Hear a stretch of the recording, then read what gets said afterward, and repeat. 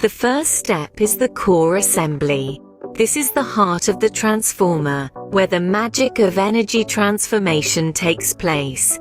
Comprising laminated silicon steel, the core reduces energy losses and provides a path for the magnetic field. Each lamination is carefully coated to insulate it from its neighbors, ensuring electrical energy doesn't take a shortcut and disrupt the process.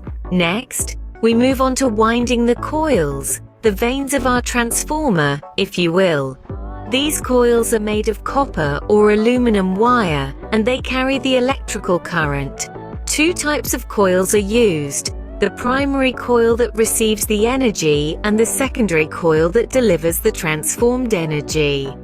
Once the coils are wound, they are inserted into the core.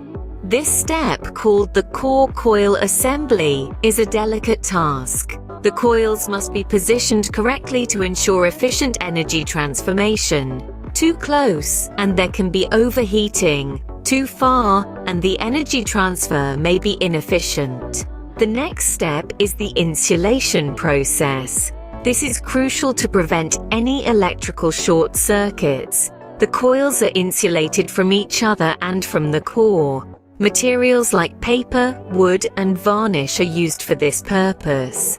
With the core coil assembly insulated, we now move on to the tanking process. The transformer is housed in a sturdy tank designed to withstand the elements and protect the transformer from physical damage.